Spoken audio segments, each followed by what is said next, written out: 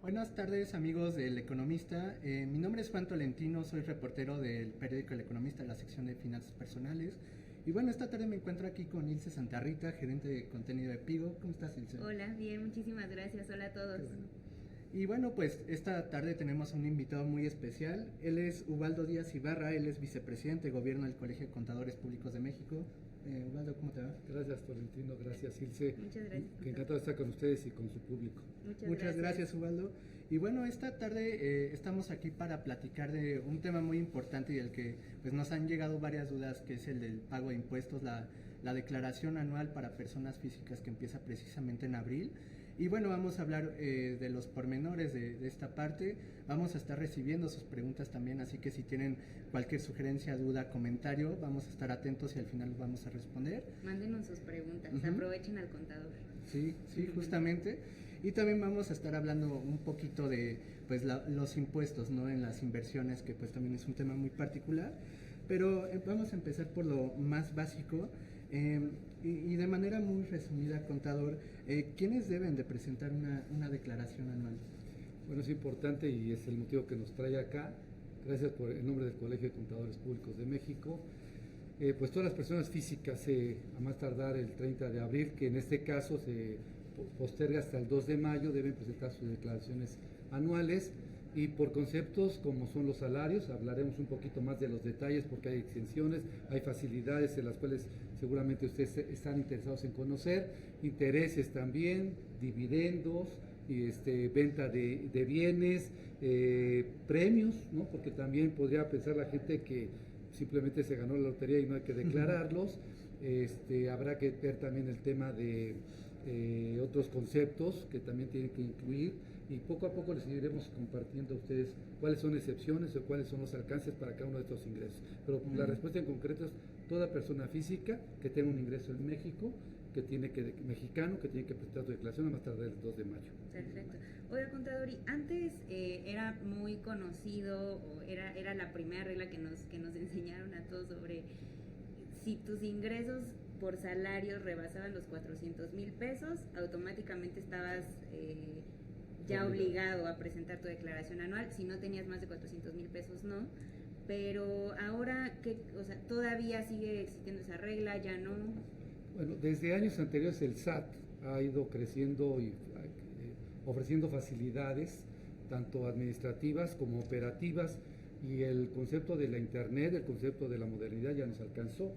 Entonces, es entendible, creo hoy, ahorita que lo explique, espero, que aquellos que solamente tengan ingresos por salarios serían los que estarían exentos ahora de ya no presentar la declaración. Como tú lo mencionaste bien, hasta el año pasado 400,000 pesos más de esto tendrían que presentar su declaración. Ahora ya no es necesario. ¿Y por qué? Valdría la pena que lo entendamos.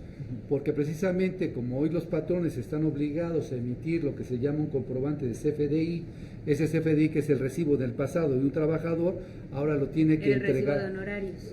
El recibo de salarios, de nómina, exactamente. Sí. Ahora ese recibo de nómina se envía por los patrones al SAT. Entonces el SAT tiene toda esa información. De ahí que entonces dice, ya no me necesitas presentar declaración si no quieres.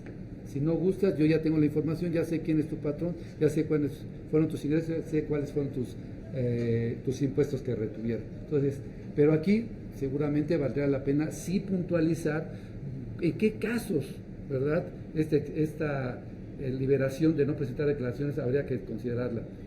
Porque si tienes gastos personales, ¿no?, eso te va a favorecer para un saldo a favor. Entonces, el asumir que no presento mi declaración es relativo hasta en tanto digas, y si tengo gastos personales, que platicaremos si quieren ustedes más adelante de ellos. Okay. Pero entonces, ¿en qué momento sí? O sea, si yo soy una persona que solo tiene salarios, ¿en qué momento sí puedo decir si me toca presentar declaración y en qué momento no? Por definición diríamos, uno, no las presento ya. Esa sería ya, hoy estamos liberados de presentar sus declaraciones. Ese es. Dos, pero si tengo deducciones personales, sí tendría que presentar la declaración, porque esa deducción personal, de manera muy simple lo diría, tus ingresos que declararon impuestos y que ya te retuvieron, en el momento en que tú le pongas una deducción, va a bajar tu base gravable. Si baja tu base gravable, baja tu impuesto y el impuesto que pagaste fue mayor, entonces te daría un saldo a favor que tendrías derecho a solicitar su devolución. Okay. Ese sería el momento en que podrías presentar tu declaración, porque puedes generar un saldo a favor. ¿Cuándo? Esa es otra facilidad que dio ya el SAT, es en el momento que quieras, no necesariamente el 2 de abril, de mayo. De mayo, ok. Okay, entonces, pero igual entrar a las deducciones personales, ¿no? Sí, justamente era parte de lo que íbamos a comentar. Bueno, no es obligatorio, pero en algunas ocasiones, como bien lo mencionan, pues no declarar puede hacernos perder dinero, ¿no? Porque justamente es un saldo a favor que el SAT nos regresa. Entonces, ¿cuáles son precisamente estas deducciones que se pueden realizar? Podemos señalar que como un concepto primero, que es importante que también entendamos, que el primer tramo de las deducciones personales tiene un tope. O sea, no podemos meter o considerar todas las deducciones que yo quisiese. ¿Por qué? Porque las deducciones personales no pueden exceder de 130,000 pesos, 133,000 pesos, o no pueden exceder del 15% de tus ingresos. Si tú tienes 1,000,000 de pesos de ingresos, puedes tomar 150,000, pero como estos 150,000 es mayor que los 133, te quedas en 133. Okay. Lo que sea menor de cualquiera. De cualquiera de los dos. Esa es una primera consideración que hay que tomar en cuenta. La siguiente es, ahora sí, los conceptos, ¿no? Los clásicos, médicos, los hospitales, ¿sí? Todos estos que preferiría un poquito facilitarnos el camino es los médicos, dentales, los gastos funerarios, por ejemplo, 26,000 pesos puedes deducir. Obviamente, ojalá y nadie use esta deducción, y a menos que ahora sí que sea necesaria. En el caso de las hipotecas, que también fue ya de años una deducción, si tú tienes una casa y la tienes hipotecada, puedes deducir los intereses reales de esa casa. Ustedes que manejan las finanzas saben mejor que es un interés real, ¿no? Lo que pago menos la inflación. Bueno, esos intereses los puedo deducir, pero también hay una limitante. Es decir, no puedo comprar una casa de 10 millones de pesos y deducir esos intereses. El límite es 4,172,000 pesos. Si tu casa rebasa eso, hasta 4 millones la proporción de los intereses los puedes deducir también, ¿ok? El transporte escolar, que también ha sido un tema que no todos tienen, entonces son los transportes escolares, pero tiene que ser obligatorio y para todos los chicos o los estudiantes de esa escuela. No es, si yo quiero el transporte escolar, tiene que ser obligatorio, si no, no es deducible. Y así también los gastos de medicinas, pero aquí quiero puntualizar algo porque todo el mundo diría, entonces, ¿por qué no me he metido como deducción las medicinas? Porque tienen que ser con motivo de una intervención quirúrgica y tienen que cobrártela en la factura de ese servicio hospitalario. No las medicinas de tu doctor, de los gastos que metiste honorarios, esos no pueden ser, ¿ok? Muy bien. Y entonces, ¿qué necesitamos, contador, para presentar nuestra declaración? ¿Qué necesitamos tener a la mano? Yo creo que lo más importante, o sea, ya entrando en la parte práctica, es contar con tus claves de la FIEL y tus contraseñas. Las claves FIEL, la SER y la KI, como se conocen ya los que manejamos esto, tienen un vencimiento. Y si no has verificado que venció, no vas a poder presentar tu declaración. Pero digamos que yo soy una persona que nunca ha presentado declaración, yo solo recibo ingresos por salario, pero quiero hacer deducciones. Primero tendrías que haber obtenido estas claves. Si no cuentas con ellas, no podrías presentar tu declaración. Porque es importante recordar que hoy todas las declaraciones se presentan vía electrónica. Ya no hay declaraciones en papel desde hace mucho tiempo. Y como todo sistema informático necesita unas llaves y un password. Si no las tienes, no entras a tu sistema. Entonces, aunque tienes un RFC, no tendrías estas llaves para poder entrar como en el banco, que entras con tu clave de usuario, con tu NIP, con tu token. Aquí es lo mismo. Tienes que usar estos archivos para poder entrar. Eso es sustancial. Si no, aunque quisieras presentar tu declaración para mostrar un saldo a favor, no lo podrías hacer.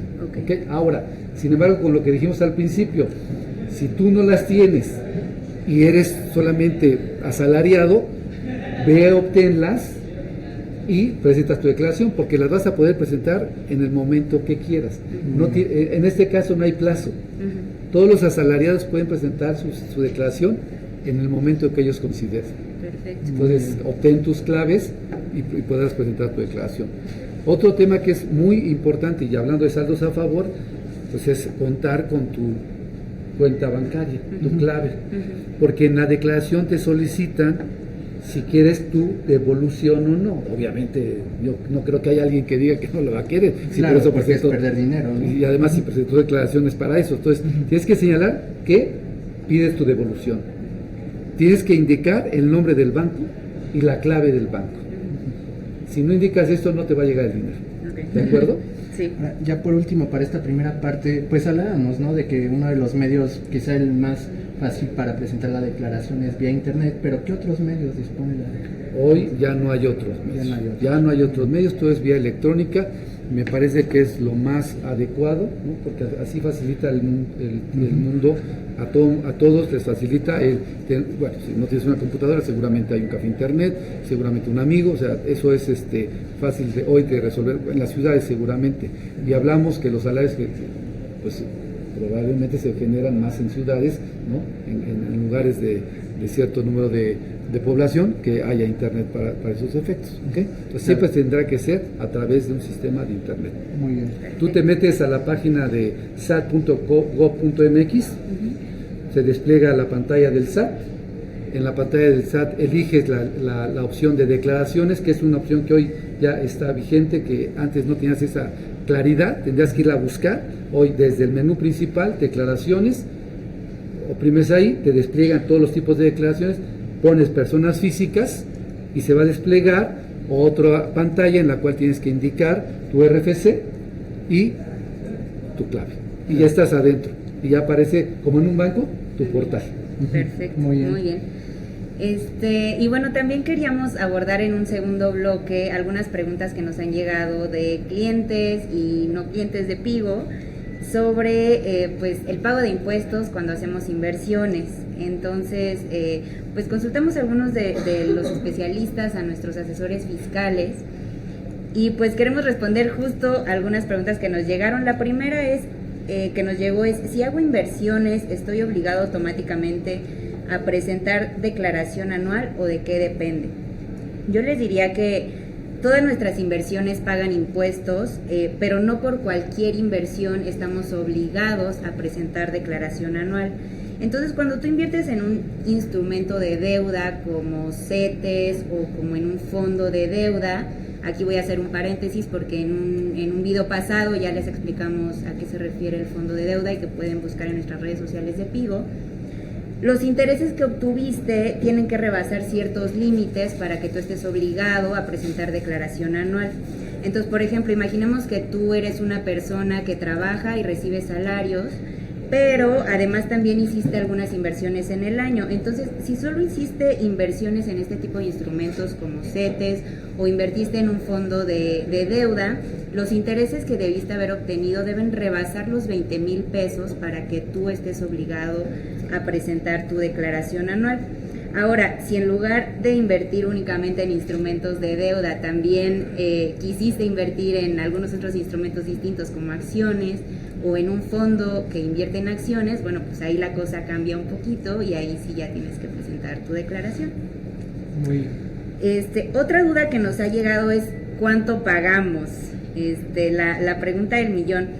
El impuesto se paga, el impuesto que nosotros pagamos por las inversiones que hacemos es el impuesto sobre la renta y se paga de manera diferente cuando tú inviertes en instrumentos de deuda que cuando inviertes en instrumentos de renta variable.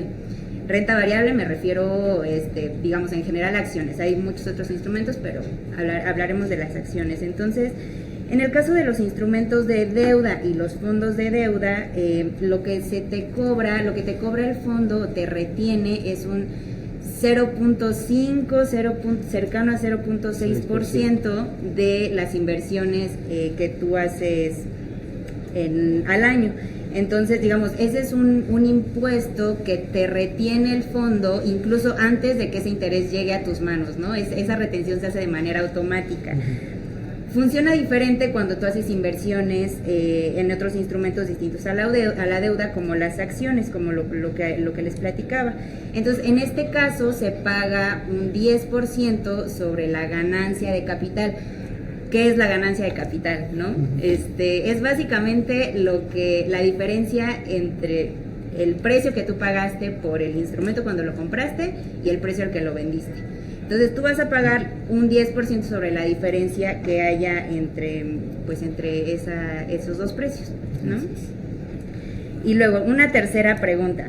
¿Qué es la famosa constancia de retenciones y cómo la obtengo? Aquí me voy a apoyar del contador para que nos explique qué es la famosa constancia de retenciones, contador. Bueno, pues ya debías contestar tú y con todo lo que sabes de impuestos, ¿no?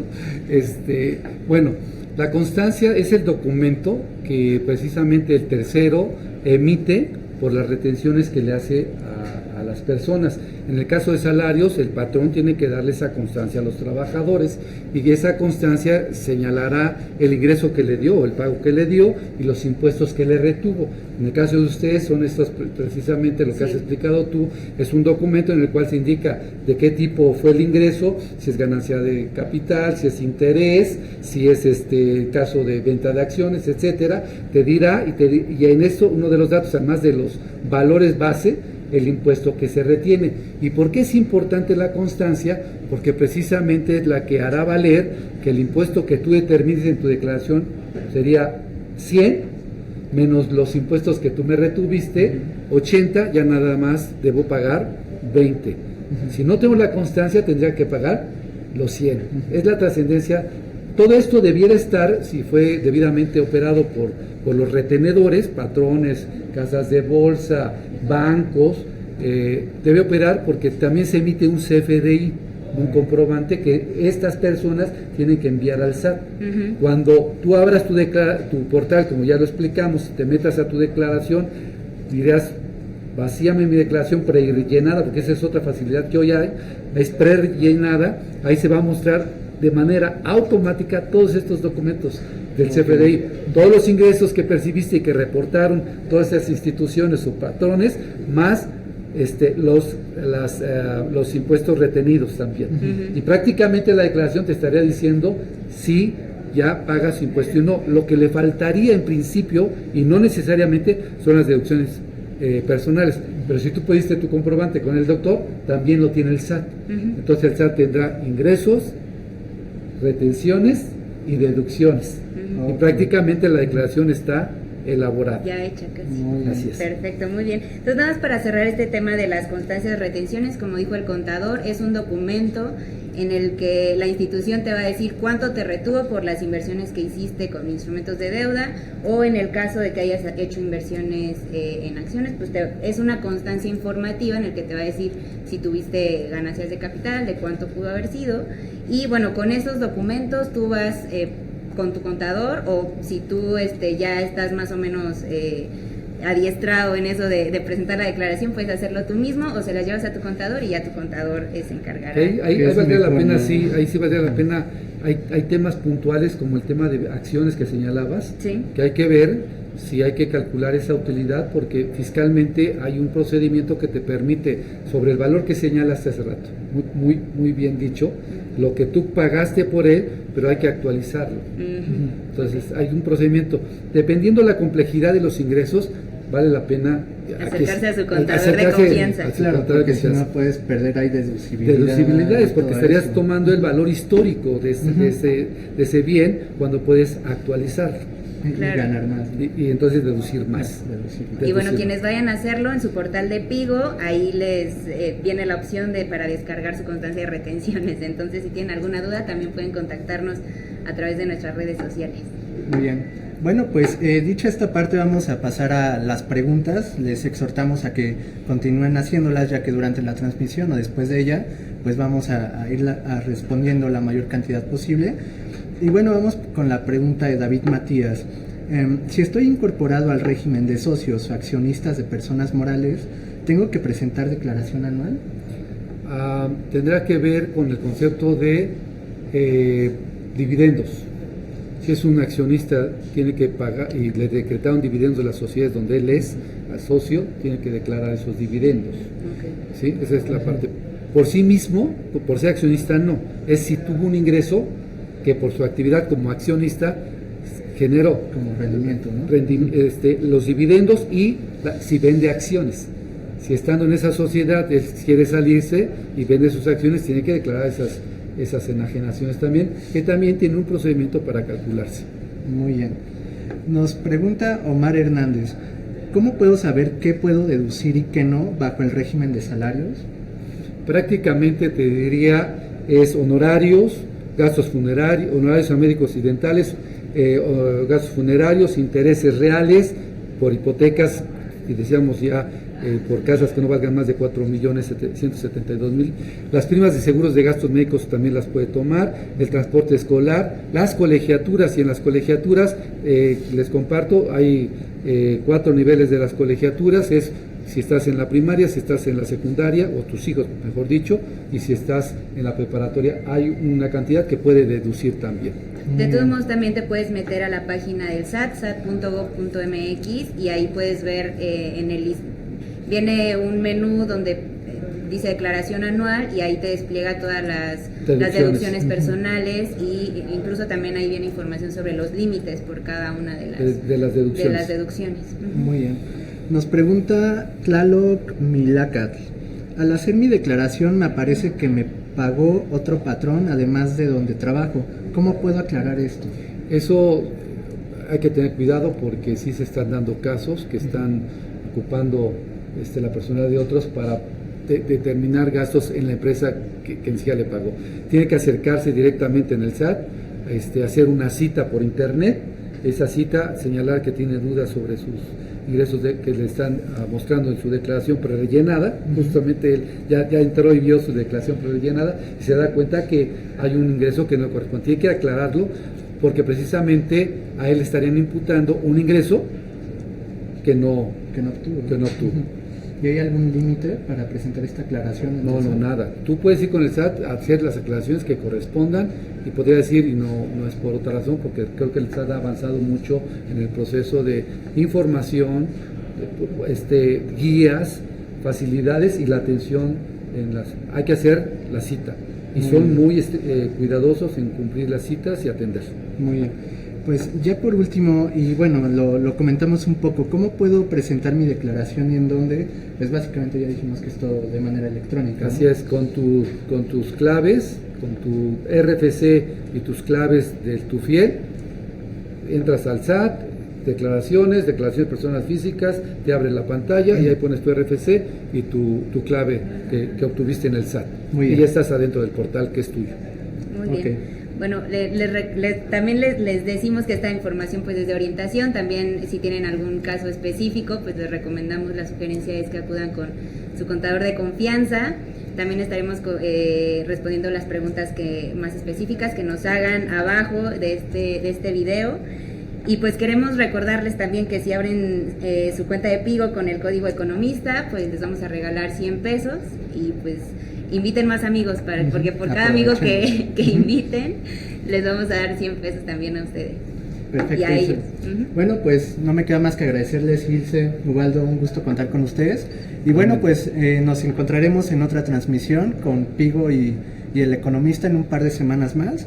Y bueno, estaremos al pendiente de todas sus preguntas y un gusto saludarles a todos. Chao. Hasta luego.